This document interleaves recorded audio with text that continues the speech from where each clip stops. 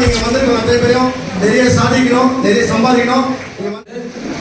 நான் எப்படி வந்தேன்னா என்னோட ஃப்ரெண்டு மூலியமா தான் வந்தேன் பணிக்கு வருவது.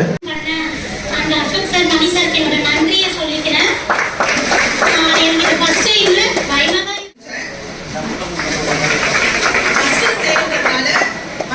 ரொம்ப சப்போர்ட் பண்ணாங்க.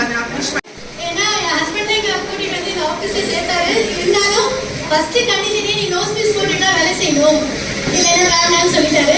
நான் பயந்துட்டு தான் வந்து இந்த ஆஃபீஸ்க்கு வந்து என்னை யாரும் கண்டிஷன் போடல, எனக்கு நோஸ் பீஸ் வேலை செய்யக்கூடாது, நோஸ் பீஸ் எடுக்கணும் அப்படின்னு வந்து யாருமே சொல்ல. சாருமே சரி, எங்க டீம்லையும் சரி எனக்கு அந்த கண்டிஷன்லாம் போடல. நீங்க எப்படி உங்களுக்கு என்ன வேலை தெரிஞ்சு செய்யுங்க அப்படின்னு தான் சொன்னாங்க. எனக்கு இந்த ரியல் எஸ்டேட் பத்தியே தெரியாது, ஒண்ணுமே தெரியாது, ஜீரோ தான். எங்க டீம் வந்து எனக்கு ரொம்ப சப்போர்ட் பண்ணாங்க. அவங்களால தான் நான் இன்னைக்கு 5 years வந்து நான் இங்க வேலை செய்யறேன்னா எங்க டீமும் எங்க அசோக் சாரும் மணி சாரும் அவங்க சொன்னாங்க.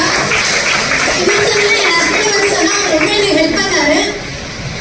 என் பொண்ணோட ஃபங்க்ஷன் எப்படி செய்வேன்னு ரொம்ப ஒரு கன்ஃபியூஷன்ல இருந்தேன்.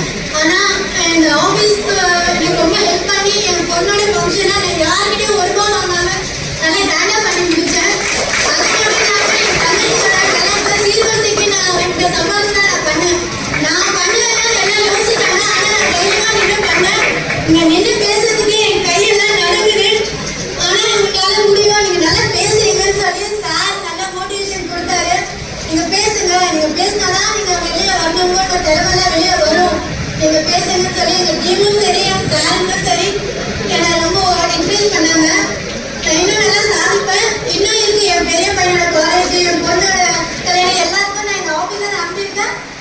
ஆஃபீஸை சப்போர்ட் பண்ண நல்லா ஒர்க் பண்ணுற கான்ஃபிடன்ஸ் எனக்கு இருக்கு.